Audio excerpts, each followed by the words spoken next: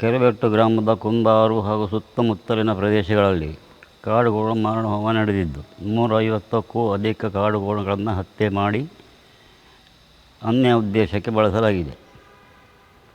ಈ ಹಿಂದೆ ಹಗಲು ವೇಳೆಯಲ್ಲಿ ಹಿಂಡು ಹಿಂಡಾಗಿ ಕಾಣಿಸಿಕೊಳ್ಳುತ್ತಿದ್ದ ಕಾಡುಗೋಣಗಳು ಈಗ ಬೆರಳೆಣಿಕೆಯಷ್ಟು ಉಳಿದಿದ್ದು, ಅವುಗಳನ್ನು ಕೂಡ ಹಗಲು ರಾತ್ರಿ ವೇಳೆಯಲ್ಲಿ ಹತ್ಯೆ ಮಾಡಿ ಮಾಂಸ ಮಾಡಿ ಸಾಕ್ಷಿ ನಾಶ ಮಾಡಿ ಅಟ್ಟಹಾಸ ಮೆರೆದಿರುತ್ತಾರೆ. ಇವರಿಗೆ ಸ್ಥಳೀಯರು, ಪ್ರಭಾವಿ ವ್ಯಕ್ತಿಗಳು ಹಾಗೂ ಇಲಾಖೆಯವರ ಬೆಂಬಲ ಇದೆ. ಹಗಲು ವೇಳೆಯಲ್ಲಿ ಬೇಟೆಯಾಡುತ್ತಿರುವುದನ್ನು ಗಮನಿಸಿದರೆ ಇಲಾಖೆಯವರ ಮೇಲೆ ಅನುಮಾನ ಮೂಡುವಂತಾಗಿದೆ. ವಿಷಯ ಇಲಾಖೆಯವರ ಗಮನಕ್ಕೆ ಬಂದಿದ್ದರೂ ಮೌನವಾಗಿರುವುದನ್ನು ಗಮನಿಸಿದರೆ ಪ್ರಭಾವಿಗಳ ಒತ್ತಡಕ್ಕೆ ಸಿಲುಕಿದ್ದಾರೆ ಎನ್ನುವ ಶಂಕೆ ಇದೆ. ಆದ್ದರಿಂದ ಈ ಬಗ್ಗೆ ಸ್ಥಳೀಯ ಇಲಾಖೆಯನ್ನು ಹೊರಗೆರಿಸಿ ಸ್ವಯಂ ಪ್ರೇರಿತ ಕೇಸು ದಾಖಲಿಸಿಕೊಂಡು ತನಿಖೆ ನಡೆಸಿ ದೇಶದ ಕಾನೂನನ್ನು ಗೌರವಿಸದೆ ಕಾನೂನು ಕೈಗೆತ್ತಿಕೊಂಡವರಿಗೆ ತಕ್ಕ ಕಠಿಣ ಶಿಕ್ಷೆ ಆಗಬೇಕು ಎಂದು ಆಗ್ರಹಿಸುತ್ತೇನೆ. ಅರಣ್ಯ ಇಲಾಖೆಗೆ ಕೊಟ್ಟಿದ್ದೇನೆ, ಡಿ.ಸಿಗೂ ಕೊಟ್ಟಿದ್ದೇನೆ, ಆಮೇಲೆ ಮುಖ್ಯಮಂತ್ರಿಯವರಿಗೂ ಹಾಕಿದ್ದೇನೆ, ಮಾಜಿ CM ಸಿದ್ದರಾಮಯ್ಯನವರಿಗೂ. ಅವರಿಂದ ಒಂದು ತನಿಖೆಗೆ ಏನೋ ಒಂದು ಪೊಲೀಸ್ ವರಿಷ್ಠಾಧಿಕಾರಿ ನಿಕಟಪೂರ್ವ SP ಅರುಣ್ ಕುಮಾರಿಗೆ ಬಂದಿತ್ತು. ಅವರು ಇಲ್ಲಿ ಹೆಬ್ರಿಗೆ ತನಿಖೆಗೆ ಕಳಿಸಿದರು.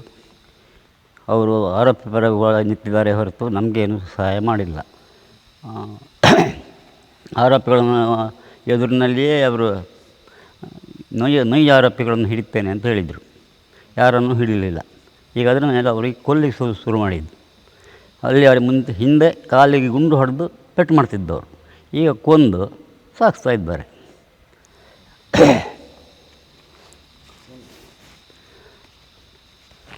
ಮತ್ತು ಅಲ್ಲಿ SI ಅವರು ನಾನು ಮನೇಲಿ ಇಲ್ಲದ ವೇಳೆಯಲ್ಲಿ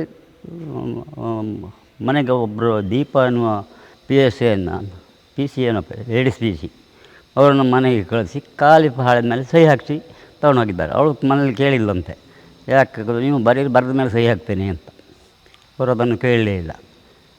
ಅವರು SIಗೆ ಫೋನ್ ಮಾಡಿ ಕೇಳಿದ್ದು ಬೀಟ್ ಪುಸ್ತಕ ನಮಗೇನು ತೊಂದರೆ ಇಲ್ಲ ಹಾಗೆ ಅಂತ ಸುಳ್ಳು ಹೇಳಿ ಸುಳ್ಳು ವರದಿಯನ್ನು ಕಳಿಸಿಕೊಟ್ಟಿದ್ದಾರೆ. ನಾನಿಲ್ಲ, ಅವಳು ಹಾಕಿದ್ದು. ನಾನೇ ಅವಳು ಕೇಳಿದ್ರಂತೆ. ಇವಳು ನಾನು ತೋಟದಲ್ಲಿದ್ದೇನೆ, ಬಡುಕುಡೂರು ತೋಟದಲ್ಲಿ. ಅಲ್ಲಿ ಬರುವಾಗ ಇವರು ಹೀಗೆ ಮಾಡಿಟ್ಟಿದ್ದಾರೆ. ಅಂದರೆ ಇವರಿಗೆ ಸಪೋರ್ಟ್ ಮಾಡಿದ್ದಂತ ಆಯಿತು. ಫಾರೆಸ್ಟ್ ಡಿಪಾರ್ಟ್ಮೆಂಟ್ ಫೋನ್ ನಂಬರ್ ಕೊಟ್ಟು ಹೋಗಿ ನಾನು ಫೋನ್ ಮಾಡಿದ್ರೆ ಒಂದು ಸರ್ತಿ ನಗ್ದರು, 2 ಸರ್ತಿ, 3ನೇ ಸರ್ತಿ ಫೋನ್ ಮಾಡಿದ ಕೂಡಲೇ ಬೇರೆ ಹತ್ರ ಕೊಟ್ಟು ಯಾರು ಫಾರೆಸ್ಟ್ರು ಅಂತ ಕೇಳ್ತಾರೆ. ಅದರ ಮೇಲೆ ಅದು ಬೀಟ್ ಫಾರೆಸ್ಟ್. ಅದರ ಮೇಲೆ ಇವರು ಬಂದರು, ಇದು ಹೊಸ ಫಾರೆಸ್ಟ್ ಯಾರು ಶೇಖರ್ ಫಾರೆಸ್ಟ್ ಏನೋ. ಅವ್ರಿಗೆ ಫಸ್ಟ್ ಬಂದು ಕೂಡ ನೆಗ್ಗಿದ್ದು. 2ನೇ ಸರ್ತಿ ಇನ್ನೊಬ್ಬರ ಹತ್ರ ಕೊಟ್ಟು ಯಾರು ನಮ್ಗೆ ಗೊತ್ತಿಲ್ಲ ಅಂತಾರೆ. ಅವ್ರಿಗೆ ಅಲ್ಲಿ ಆಫೀಸಲ್ಲೇ ಅದು ನಡೆದಿರುವಂಥ ಘಟನೆ ಅದು. ಇದಕ್ಕೇನು ಹೇಳಬೇಕು? ಮಾಡೋದು ಅಂತ ಹೇಳಿದ್ರೆ ಅದೇ ಊರಿನಲ್ಲೇ ಇದ್ದಾರೆ ಅವರೇ, ಅಲ್ಲಿ ಅವ್ರು ಲೋಕಲ್, ಬೇರೆ ಯಾರೂ ಇಲ್ಲ. ಕೆಲವರೆಲ್ಲ ಇದ್ದಾರೆ, ಇಲ್ಲಿ ಊರಿನಲ್ಲೇ ಇದ್ದಾರೆ, ಅವರಿಗೆಲ್ಲರೂ ಬೆಂಬಲ ಉಂಟು. ನಾವು ಸಿಂಗಲ್. ಏನು ಹೇಳಬೇಕು ಇದಕ್ಕೆ? ಕಾಡು ಜಿಂಕೆ, ಹಂದಿ, ಇನ್ನೊಂದೆಂತ ಮೊನ್ನೆ ಇತ್ತೀಚೆಗೆ ಒಂದು ಚಿರತೆ ಬರ್ತಾಯಿತ್ತು, ಅದು ಸರ್ವನಾಶ ಆಗಿದೆ. ಯಾವುದು ಒಂದು ಅಷ್ಟು ಆರತಿ ಹಿಂಡು ಜಿಂಕೆಗಳಿದ್ದು ಒಂದೇ ಒಂದು ಇಲ್ಲ, ಈಗ ಎಲ್ಲ ತೆಗೆದಾಗಿದೆ. ಈಗ ಕಾಡುಗೋಣಗಳ ಸರದಿ ಇದರೆಲ್ಲ 99% ಮುಗ್ದಾಗಿದೆ.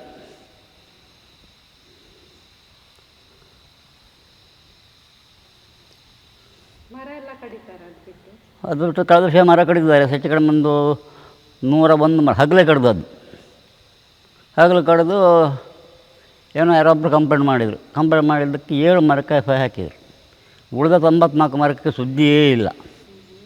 ಸ್ಕ್ವಾಡ್ನವ್ರು ಬಂದ ಕೂಡಲೇ ಲೆಕ್ಕ ಮಾಡಿ ನೋಡುವಾಗ 101 ಮರ ಸಿಕ್ತು. ಇವರಿಗೆ ಮಾತ್ರ 7 ಮರ ಲೆಕ್ಕಕ್ಕೆ ಸಿಕ್ಕಿದ್ದ. ಎಲ್ಲ ಅಂದರೆ ಎಲ್ಲರೂ ಸೇರ್ಕೊಂಡಿದ್ದಾರೆ ಅಂತಿದ್ರೆ ಅರ್ಥ. ಅವತ್ತು ಯಾರೋ ACF ಯಾರೋ ಬಂದಿದ್ದು ಕಾಣ್ತದೆ ಮನೆಯಲ್ಲಿ. ಅದು ಹಾಗೆ ನಾನಂದರೆ ಇದು ಹೆಬ್ರಿಗೆ ಬಂದಿದ್ದೆ ಒಂದು ಮಿಷನ್ ರಿಪೇರಿಗೆ ಅಂತ. ಅವ್ರ ಹತ್ರ ಮಾತಾಡಬೇಕಿತ್ತು. ನಾನು ಮೊಬೈಲ್ ಹಿಡ್ಕೊಂಡು ಯಾವಾಗಲೂ ಬರುವುದಿಲ್ಲ, ಯಾವಾಗಲೂ ಮನೇಲೆ ಇಟ್ಟು ಬರು. ಅಲ್ಲಿ ಮನೆಗೆ ಫೋನ್ ಮಾಡಿ ಅವ್ರ ಹತ್ರ ಮಾತಾಡಿ, ಹಂಗೆ ಫೋನಲ್ಲಿ ಮಾತಾಡಿ ಅಂತ ಹೇಳಿದ್ರಂತ ಅವಳು ಹೇಳಿಲ್ಲ ನಮ್ಮ ಯಜಮಾನ್ತಿ. ಫೋನೆಲ್ಲ ಮಾತಾಡೋ ವಿಷಯ ಅಲ್ಲ. ಹಾಗೆ ನಾನು ಮನೆಗೆ ಬಂದ ಮೇಲೆ ಬರ್ಬೋದಿತ್ತಲ್ಲ ಅವರಿಗೆ. ಅದು ಇದೊಂದು ಸ್ವಯಂ ಪ್ರೇರಿತ ಕೇಸ್ ದಾಸ್ಕೊಂಡು ತನಿಖೆ ನಡೆಸಬೇಕು, ಯಾರೇ ಅಪರಾಧಿಗಳು ಇರಲಿ. ಯಾಕಂದರೆ ಇದನ್ನು ಹೀಗೆ ಇನ್ನೂ ಬೆಳಕ್ಕೆ ಬಿಟ್ಟರೆ ಅವರು ಇನ್ನು ಯಾರನ್ನು ಏನು ಮಾಡ್ತಾರೆ? ಅವರಿಗೂ ಇದುಂಟು, ಬೆಂಬಲ ಉಂಟು. ಒಬ್ಬರು ಬಂದಿದ್ದಾರೆ, ವ್ಯವಸಾಯ ಮಾಡಬೇಕೋ ಬೇಡವೋ ಅಂತ ಕೇಳಿದರು. ಅದರ ಅರ್ಥ ಏನು? ವ್ಯವಸಾಯ ಮಾಡಬೇಕಾದ್ರೆ ಕೊಲ್ಲಬೇಕು ಅಂತ. ಹಾಗಾದ್ರೆ ಇವರು ಮಾತ್ರ ವ್ಯವಸಾಯ ಮಾಡೋದು, ಉಳಿದರೆ ಯಾರು ವ್ಯವಸಾಯ ಮಾಡೋದಿಲ್ವ?